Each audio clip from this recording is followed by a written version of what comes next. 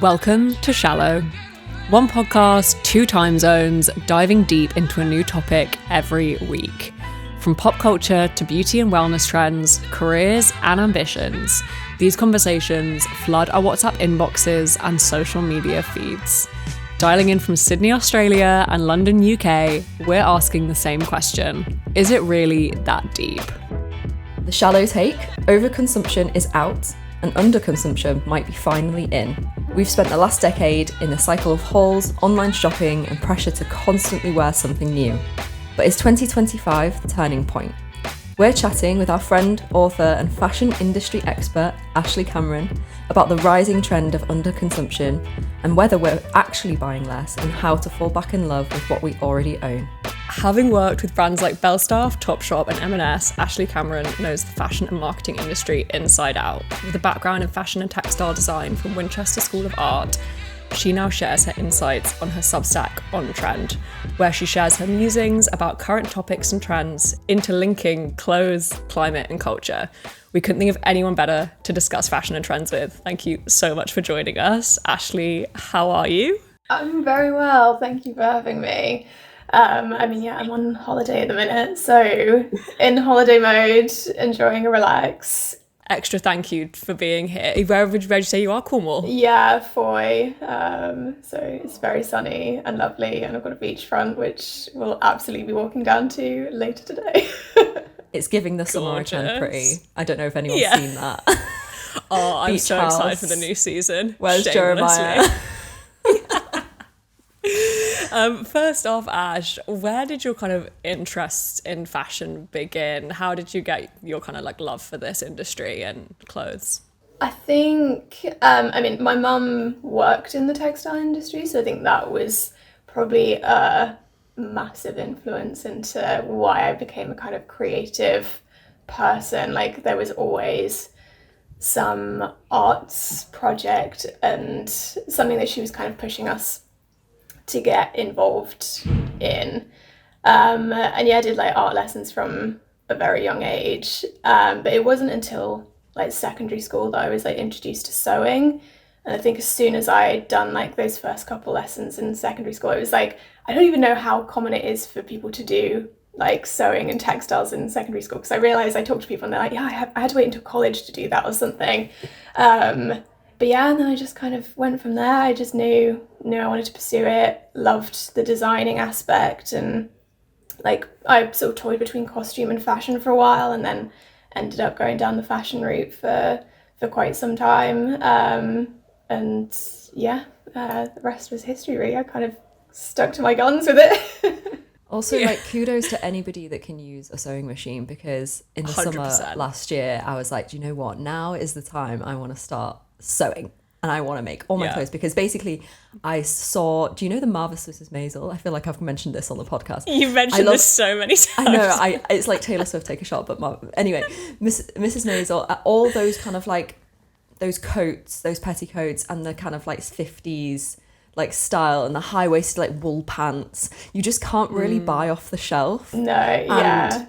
And my boss at the time, she was like, every time she would come into work, she had these like high-waisted like pink like wool 50s trousers, very Mrs. Maisel, and I would be like, where did you get those from? She went, I made them. And then she made just like sinking feeling of like, oh my god, they're just so beautifully like tailored though. Like, that's the thing, like the fit is what makes it, right? Yeah, I think that's what it was like perfect to her body shape. And then I was like, right, but I'm one of those people, I just want to be good at it straight away, so obviously you can't be like that. You've got to just like go straight from the bottom, and it was difficult. I couldn't relate more in terms of like wanting to be perfect at everything instantly, but I think sewing, there's definitely like stages to getting to a perfectly tailored trouser for yourself. But the best thing for a sewist is like someone complimenting it and you being like, I made it. I made it. And that's why it looks so 100%. tailored. You know, I remember the first things that I made was like a tote, like a reversible tote bag. It's a very like standard sort of box to sew, and then with straps. Someone compliments that and you're like, this is my finest sewing ever. And then you're following that high constantly, because you don't want to be wearing something off the shelf because people are like, oh, where did you get that from? Oh, you know, H&M. Oh, sad. Doesn't hit the same.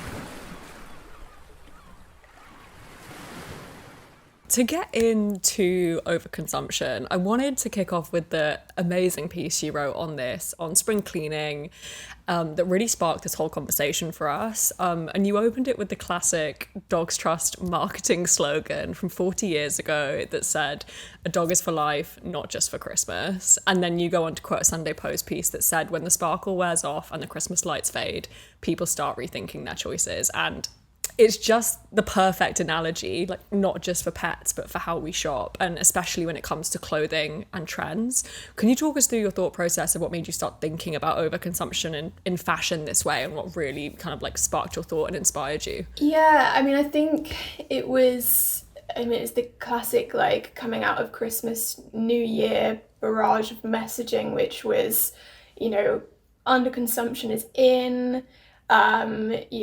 It's all about personal style, and like that's the direction for this year. Micro trends are over, and it did just sort of I don't know what sparked the thought in terms of like equating it to the to the Dogs Trust, but it was the phrase, a dog is for life, not just for Christmas. And I was thinking about the when that sparkle does fade from holiday season. Holiday season is classically events, work parties, family parties, friends getting together, and there's such a precedent placed on people to buy something new and wear something and reinvent themselves for these things to show up in a certain way. And then you get to New Year and it's suddenly the messaging is like, actually all of that is out. Like, is this really you? Like, you need to distill your personal style and make a case for it. Yeah, it's almost like you get to the end of that Christmas period, you go back to work, and the kind of like January blues hits, and you see all those kind of sparkles and the kind of velvet and all that kind of stuff in your wardrobe just seems a little bit last week now. And then you're kind of like, well, what do I wear now? Because that's all I've been wearing for the past 2 weeks. And then I'm bad for this. You kind of get that, oh, I need to clear it out. I need to get rid of it and buy something new, start afresh. Yeah, and then you couple that with like January as a whole of like, we're going to the gym, if this is a blank page, and like 2 and 2 makes 4, and then you're like chucking everything out, right? Yeah, I think you don't see the place for the shiny items that you bought 2 weeks before, because you're like, well, when am I going to wear those again? And that attitude then just like, oh, I don't need them, so I'm supposed to be just wearing the core items that I wear on the daily, but things do come around. You'll have another event and then you'll be like, well, what am I wearing to it? But yeah, I think it was I actually thought that the phrase "a dog is for life, not just for Christmas" was more of a like old wives' tale. I didn't realize that it had these like origins of the Dogs Trust campaign, and I think it was particularly interesting when I was sort of that Sunday Post article reading into it, and so much of the analogies, sort of the links back to fashion in terms of the way that they were talking about, it was to tackle canine abandonment post-holiday season, and specifically because people were buying puppies, cute tiny little adorable things over the holidays to gift them or like for themselves, and then we're really realizing the responsibility was too much in reality when January rolls around and you're back to work and all of this, and then suddenly we're just dumping them on the charities, and charities were inundated with these dogs, or even worse, just leaving them on the streets. And I think that link between fashion in terms of when we're buying things and then we discard them and we dump them on charities, which are at this point overladen with our belongings, and a lot of them are fast fashion, polyester, plastic pieces that are designed to be thrown away as well. That's what the brands want you to do. The links were just kind of ongoing, and I was like, actually, we should probably apply that sort of moral repugnant, the way that we react to someone throwing out a puppy to fashion, because the consequences are just as enormous, just as huge. Yeah, it's interesting, isn't it? Because I took that analogy in my head as like, if you had a puppy and you suddenly realised your flat wasn't big enough, or your space wasn't big enough to have that puppy grow and to nurture it for the rest of its life, basically. And maybe that's similar to kind of clothes you get around Christmas time or around that kind of festive period where, maybe it's a longer dress than you would usually have, or like a slightly larger jacket, and you add that to your wardrobe as kind of like a temporary thing, and it fills up your wardrobe to the point where, you know, the rest of the clothes that you wear for the rest of the year won't fit in there anymore. So then therefore you have to get rid of those and dump them in a charity shop. Yeah, so true. The stats for, you know, how much people are buying compared to like 15 years ago, and I think it's something like 3 in 5 items end up in landfill, you know, end up discarded, and we're buying so much more than we did sort of 15 years ago. And so when you know, you're like, oh, where's all that going? It's yeah, like it's got to be going somewhere. That's like a really harrowing statistic. And I think also probably again, like it always roots back to social media, but I imagine like social media has massively exacerbated this problem, right? Like constantly snapping pics, new outfit, hauls, like surely that's feeding into it. Yeah, 100%. I mean, like I said, it was those initial articles that were sort of plastered everywhere, and you know, you couldn't go on TikTok without someone, you know, posting in, you know, first week of January saying, you know, join me as I declutter my closet. And it's this really strange kind of meta-consumptive way of viewing, because we're consuming someone purging what they've consumed, and it's so dystopian. We don't realize it, but it's so addictive. And particularly the likes of, you know, Emma Chamberlain famously, you know, in January sort of posted that video to the tune of like, I think it was like 3.7 million in the first couple of weeks that it was posted.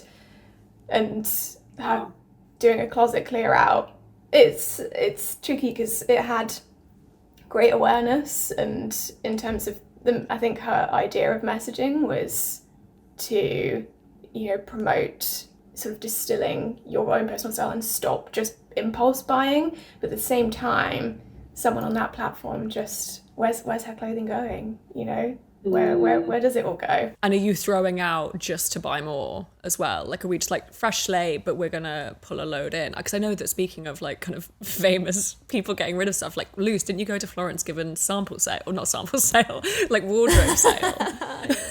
No, yeah, I think so I went to that last year. Was it the beginning of last year? Because she started the process of kind of like distilling her wardrobe and whittling it down. She's kind of known for her quite extravagant maximalist style. So I think she was trying to be a bit more minimal, because it turns out, as about maybe 2 weeks ago, she's actually going travelling and she's leaving her London flat, and she didn't want to kind of take everything with her. She wanted to be a bit more light and airy. So yeah, I went to that sale, and I got myself a leather and vintage M&S leather coat, actually. But she had some really good stuff. I actually found her AirPods in the pocket, and I handed them in. Yeah, you found just a little sign though. AirPods in her pocket. I did. I was like, oh, AirPods. And then, you know, when there's like that flicker of just like the devil that just like washes over you, and you're like, do I keep these? These are mine now? But no, I handed them in. And they were like, oh yeah, Florence just bought some new ones last week. Like, that's so kind, thank you. And I was like expecting a shout out, but didn't get one. Didn't get one. You know, just did a good deed, didn't even get any positive affirmations from it. But yeah, I think, you know, that video is interesting, and these kind of like clear out videos are interesting because I watch them and my brain instantly goes to, ooh, if I do that, then that's going to make room for those things that I've spotted in shops that I now can go and buy because I've, you know, done a good thing and donated it to charity, to somebody in need, or to, you know, like it's out of sight, out of mind, basically. Once it's in that bag and it's in the boot of my car, that's like a load off. But yeah, it's interesting that like that sparks the conversation of, yeah, what actually happens to all those clothes? Do all those clothes get given to other people or bought by other people? Or yeah, like your kind of substat says, like, is some of it just so of low quality that it doesn't even touch the sides in terms of it doesn't even get to people, or it's not even worthy of being recycled and therefore ends up in landfill?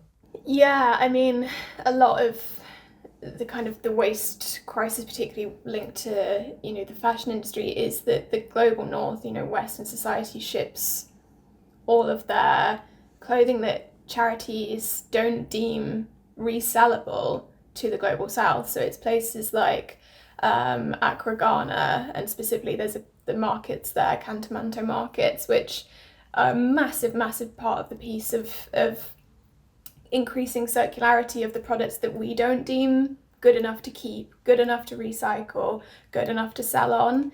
And they then take them. They have amazing stores there that and designers and seamstresses and tailors that then create something from these pieces. It's incredible.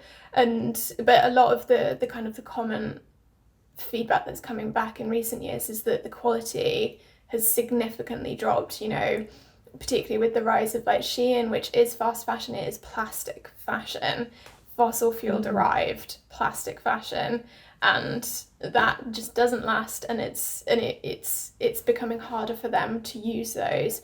And I mean, again, like, I think it's something like 15 million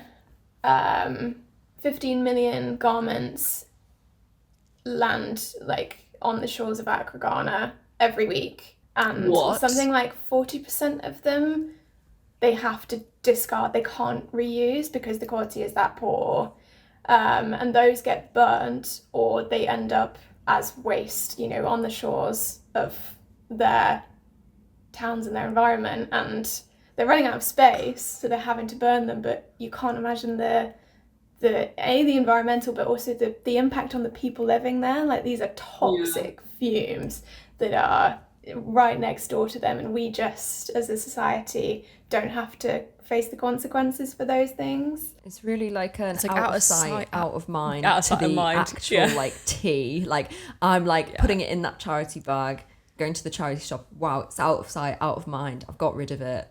But yeah, then again, it's like it's taken over there, out of sight, out of mind, being burnt in people, you know, into people's homes and lives and families. It's quite harrowing. Disgusting. If you've been enjoying the episode, can you do us a really quick favour? Drop us a rating or a little review. It helps more people find us, and honestly, we're a little bit needy like that. Takes 2 seconds and means the world. Thanks, guys.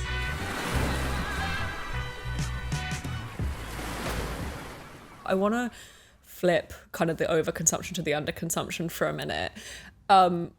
Do you feel like this is a genuine shift? Because obviously, you know, it's 2025, with a lot of like, overconsumption is out, underconsumption is in, let's go. Do you think this is a genuine shift or just kind of another trend? I think it's definitely a positive move in the right direction. I think with all of the context of, you know, the environmental factors and all of this and where does it go, it is making people stop and think about what they are buying and where they're buying from and whether it's going to be timeless. You know, there's a lot of the kind of vocabulary that people are now using when it comes to purchases is, you know, oh, it's a timeless piece, I'm going to wear it again. Like, cost per wear. Like, all of these are really great buzzwords, but also it is getting people, you know, customers to think about what they're buying, and that shift away from the impulsive purchase is always going to be a good thing.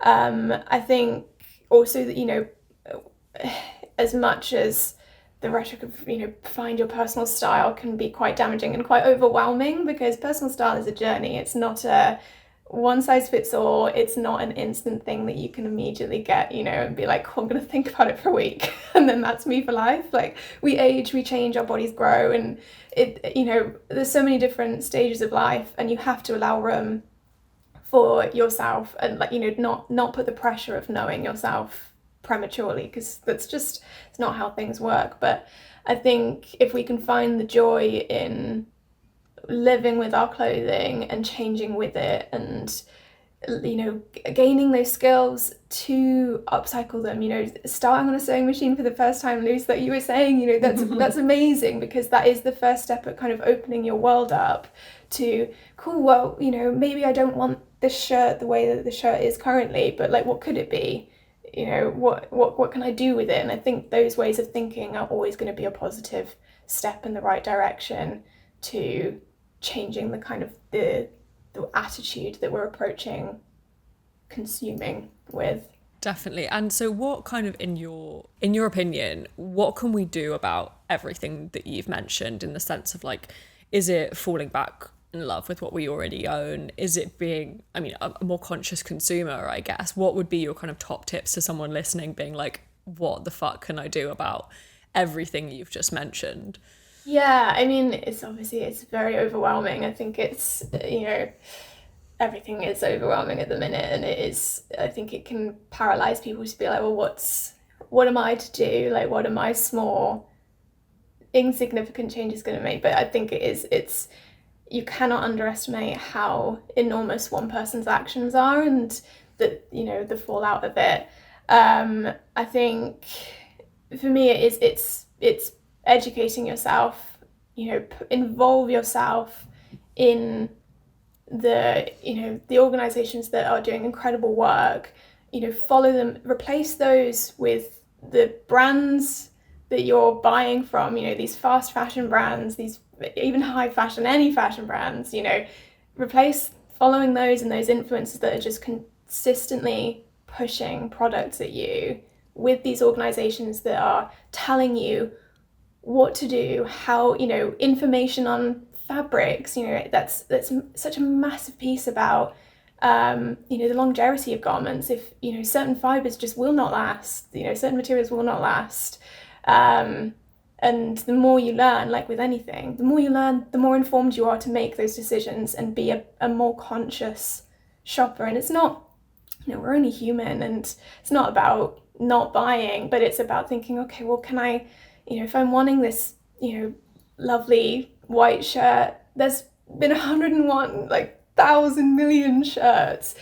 Surely you can get that secondhand. Like, it's going to be not as instant. You're going to have to work for it, but that's so much more satisfying, that, to be able to find that and to have gone on a journey to find the one that is right, not just buying one and being like, oh, well, when I find the next one that is right, I'll get that one and I'll replace it. It's like, you don't have to instantly have things. I think there's also a piece about not referring to ourselves as consumers either. I think that word in itself is so incredibly damaging, where words are so powerful, everyone's manifesting things, and I think that's, words are incredibly powerful to the way that we think and we approach things and the way that we view other people. And I think if we're just saying that we're consuming and we are consumers, we're just absorbing and we're not really thinking about it. There is an impulsivity to that as well that we need to break the cycle of. And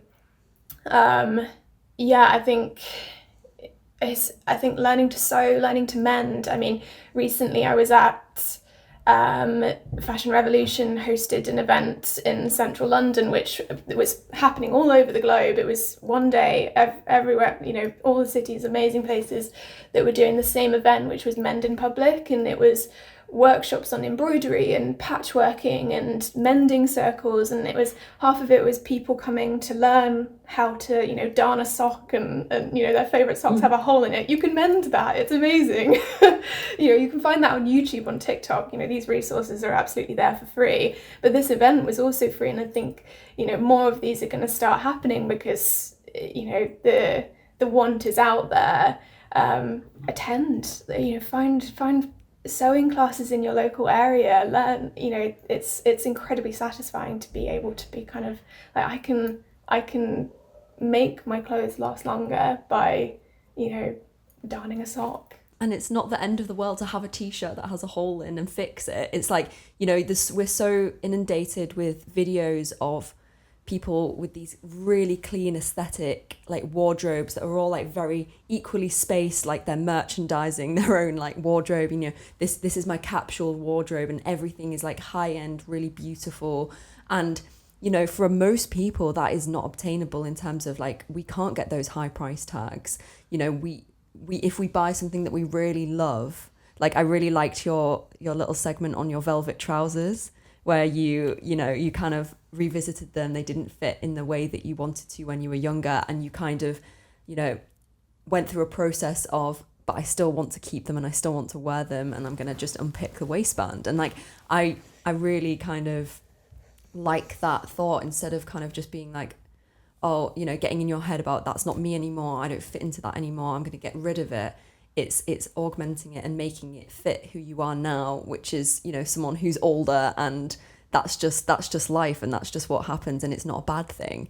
And yeah, I think, yeah, taking it back to, you know, getting your clothes mended and fixed, and learning how to do that, I just think it really enables you to maybe get out of that headspace of punishing yourself for not fitting into something, or not maybe suiting something in the same way you did when you were 16, but, you know, making it fit the way that you kind of are as a person now. Like, I just think that's a really important message. Yeah. I also think that, like, it's so nice that your clothes kind of, sounds a bit cringe, but your clothes kind of go on a bit of a journey with you, and the memories they hold. And I think that we've been so conditioned now to view them as disposable, because, you know, they've got so much cheaper over time, because, like, the craftsmanship isn't as good. A lot of the materials are plastic, it's super cheap.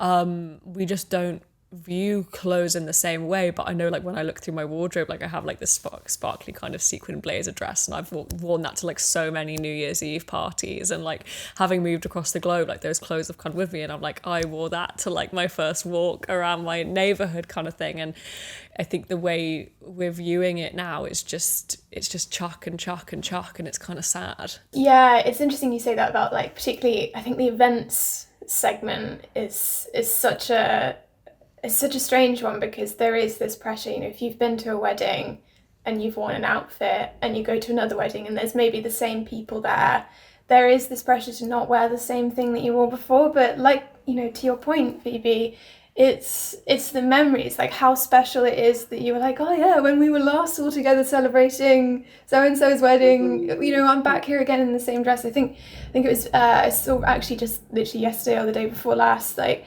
the creative Venetia Lamana talking about exactly that. It was this dress that had a whole host of wonderful memories, and she was like, how incredible it is that I'm able to wear it again. And it looks slightly different. I've, you know, got maybe a different pair of shoes, or, you know, whatever, but styled it up. Yeah, it's still at its core the same dress that she wore 5 years ago to a different special event. And I think it, you know, we talk about romanticizing things, and I think there is a romanticization that can be applied to these things, that it's you know, it's not a sort of shameful thing to wear the same thing again and again. Like, that makes it even more you. We can't really stop people from shopping. They're going to listen to this, going to carry on shopping. Just being realistic about it. Obviously, there's love what you own, men, take care of it, learn how to read a clothing label, buy for future, etc. But if someone was to say, like, I really need a new jumper, actually, you know what, I'd love a new pair of jeans, where are they, any brands that get the AC tick of approval? Because question. I want to know this. That you are my, like, on-demand personal stylist. Like, I do not buy anything now without you basically saying, yeah, you're good. So a little bit of AC wisdom, any brands that you kind of would sign off on? I mean, there's a lot of brands that I probably, you know, not even aware of, that haven't even come into my sphere. I feel like, I mean, the first thing I would always encourage is look for secondhand. That is my first port of call. Personally, that is something that I do not buy fast fashion at all anymore, like, completely cut off. I think brands, you know, to give shout outs on brands that are doing incredible things to pave a way, a new way of sort of the way, like, working with fashion and fashion processes and manufacturing in transparent, sustainable ways. I think Darla is a sort of relatively new denim company over the last few years. It's like got a parent group, which is, I think it's Raw Group, and Darla is like one of the offshoots of it. They predominantly do denim wear, so jeans and jackets, and they work with a B Corp factory within London. They also work with one other factory in Portugal, and everything is incredibly transparent in terms of, you know, fair pay, you know, fair hours. It's, you know, they go all the way, like, trace all the way to, like, the fibre and have that full transparency. There's other brands like ELV Denim. I mean, these are all denim brands. I love ELV. Yeah, they're 100% upcycled denim wear, and it's again like small amounts of production. They're kind of really increasing the circularity and showing a way of doing that as a business model. I mean, Charlotte Simone as well, famously, like her coats, she does 2 drops a year. It's small runs, that's it. You know, it's buy on demand, that kind of framework. There was a designer I met actually at the Fashion Revolution event called Ing Marson, and again, he's sort of developed knitwear, which is predominantly made in London, and all of the fibres are kind of certified. It's all natural fibres, and the traceability is there from, you know, start to end of product cycle. But yeah, I think in terms of it's, you know, buying into small businesses is really important, and to support those, I think also calling out your current fashion brands to be like, we deserve better, and we need you to kind of lower production. You know, there's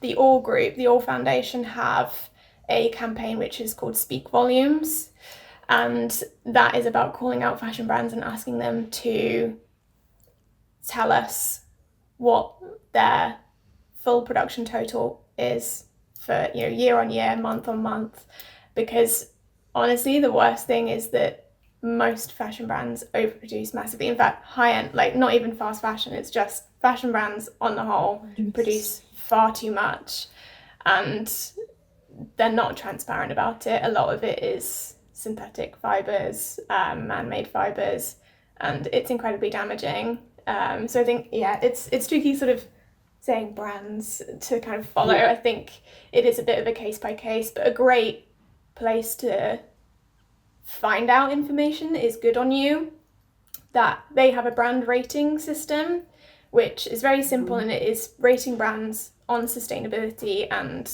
ethics within the production chain. So if you're ever unsure about a brand, visit Good On You, and if it's not a good or a very good rating, avoid, don't buy. They're fantastic, and also you touched on it briefly. Often we do think this is a high street or a fast fashion thing. So like high-end designers can be also, in my opinion, like just as bad, right? Mm-hmm. Yeah, for sure. I mean, there's I mean, I've worked in and out of fast fashion and high-end brands. There's no real difference. It's just the level of production numbers. But, you know, a lot of the suppliers and the areas that they produce in are going to be the same. You know, the labels that are found washing up on the shores of Accra, it can be, you know, from H&M, M&S, Next, Nike to, I don't know, Tommy Hilfiger, Burberry, you know, etc. It all ends up in the same place, and a lot of it gets produced in the same places too.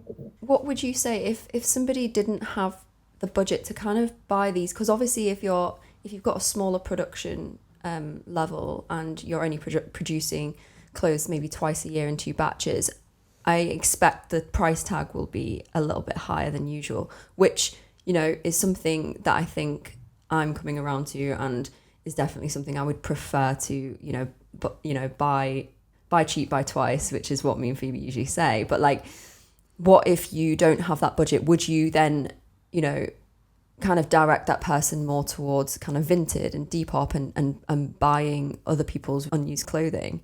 Yeah, it's the tricky thing. Yeah, you know, clothing, you know, the real cost for making clothing when you are paying fairly and you have the traceability, and you're, you know, the reality is also raw materials costs have exponentially gone up, and that's why, you know, the likes of Zara have increased their prices massively. They still want the same margins, so they're also going to increase their prices. I think, you know, as someone who does predominantly shop secondhand, it is incredible for the deals that you can get and the quality of the items. It really is unmatched when you're shopping on a budget. But I think there's also a piece here about it depends on the level of consumption. I think people are very used to the quick consumption. They see an item on someone else and they're like, I want that instantly. And that is something that is so deep rooted in the way that we think. And you have to dismantle that first. It's slow consumption, slow buying. You know, you do not need things instantly. You will have clothing you can wear. I think the Western society in particular has such an entitlement about owning things and having things instantly. And that's it's just not, if things are made properly and the people making those clothes are paid fairly, it's gonna be a higher price. That's the reality of it. I think we're so far removed from the reality of making things. And that's why I encourage people, honestly, to make their clothing, because they then understand the time it takes and the effort, what goes into it, what you have to think about it. The people that are making your garments are incredibly skilled. They're far more skilled than I could ever be. There's the speed at which they go, the knowledge that they will have of years of making and manufacturing with all plethora of different materials. And they're paid pennies if that, and they're treated incredibly unfairly. I think there is a bit of a piece about dismantling the entitlement of owning things and having things, and it is slowing that consumption. But I think there's so many amazing organisations that are really kind of coming up through the surface. The investment is not there, but I mean, there's a place called Give Your Best, which they're based in London at the minute, but I think the idea is that they can then sort of widen the scope and be available to a lot more places, because they accept donations from people the same way that charity shops do, but they operate as it's free of charge. People in need, people on low income, asylum seekers, refugees, they can go there and they can get good quality second-hand items that have been washed and cared for and then sort of purpose put out on the shop floor. It's like a boutique. It's gorgeous. And they can go there and get clothing for free, because they understand that the need is, poverty is massive at the minute, but particularly clothing poverty, and they're really trying to tackle that. But I think if we're constantly investing in the Sheins and buying from these brands, then your money is going to the wrong places. It's in the first place. We're perpetuating the cycle. And no matter how many bags of Shein and H&M and all these kind of brands that you take to the charity shop, they're just being put back into that cycle, and it's just almost like it's just solidifying that thing. Oh, we do still need to consume this because it's still popping up on my Vinted. Like we're still buying H&M, even though I'm buying it secondhand. That's just like giving stock to people to buy more of that brand, instead of just like kind of eliminating it from the secondhand cycle by just not buying it in the first place. And maybe that's kind of what you're saying, like you need to do that. You need to stop buying from these fast fashion brands, and then they will stop trickling down, and you'll get more kind of authentic and significant pieces coming up on Vinted and coming up on Depop, and there won't just be this barrage of like Shein everywhere, which honestly, every time I've picked up a piece of I've never bought from Shein, I'll just say, but like every time I've ever seen it in person, like when I'm actually going through charity shop racks, it is so poor quality that I can't even believe that it's on a hanger. Disintegrates in your hand. Something which Mel Watt, she's worked within Fashion Revolution and the sort of sustainability fair fashion activist, and there's something that she'd said when interviewed which really like sticks with me, and I feel it's quite relevant, which was that like buying fast fashion and the existence of fast fashion, the fact that we're still buying from it, just licenses the need for fossil fuels, because the materials, the majority of the raw materials that are used are synthetics, and they are fossil fuel derived. And so by investing in fast fashion and giving your money to these places, you are licensing the need for fossil fuels. And I think that's a really key thing to remember when you're buying from these places. I think we've answered this, but Ash, is it really that deep? Yes. I mean, people will probably hear this and be like, well, of course she thinks that, of course she's biased. But I think It is incredibly important. The fashion industry feeds into so much. It's a massive industry that is of, huge economic wealth to a lot of countries, particularly the Western society. But because of that, there's a lot of people which don't want it to change because they are profiting from it. But it's, it feels a little bit like we're not able to tackle that because it's so enormous, it's so far-reaching. You'd think of the clothing and the product itself, that life cycle, but it's the textiles and the manufacturing and the land and the water pollution.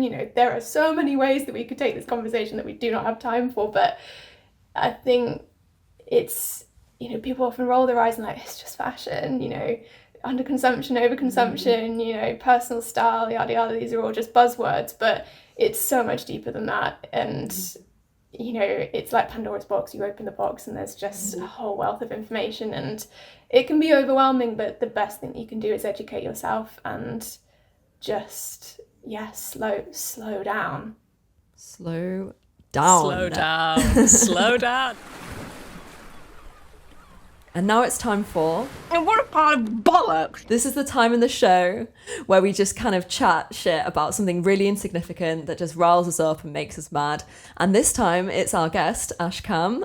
So take the floor, take it away. So I really thought hard about this one, but the one thing which comes to mind for me is cars and bikes unnecessarily revving on a street, and it's just fucking popping off, revving loud. But it's not, it's leave that for the racetrack. I'm all for car enthusiasm, F1. My partner is massively into F1, so I understand the enthusiasm for cars and when you've got mods on it.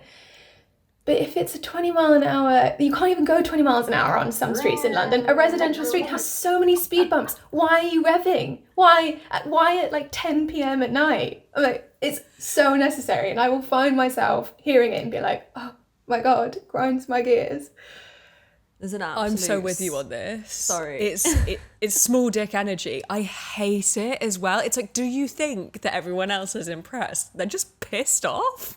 And I'm with you. Love F1. So good. There's a time and a place for this behaviour, and it is not on the street outside my house at 11 p.m. I'm like, who are you impressing?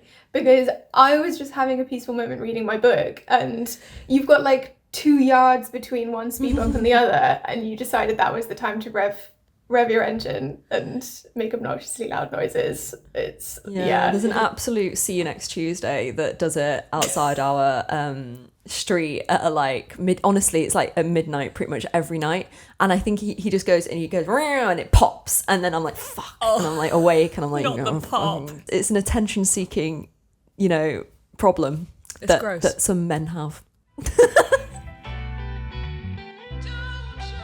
Thank you so much for listening to Shallow. If you enjoyed this episode, we'd love it if you could leave us a review. It makes a huge difference in helping others to discover the podcast. We always want to hear from you, so feel free to slide into our DMs or follow us on Instagram @shallowpod, or send us an email at shallow@boxedoff.studio. Shallow is a Boxed Off production, written and hosted by Lucy Bell and Phoebe Whittle. We'll see you next time.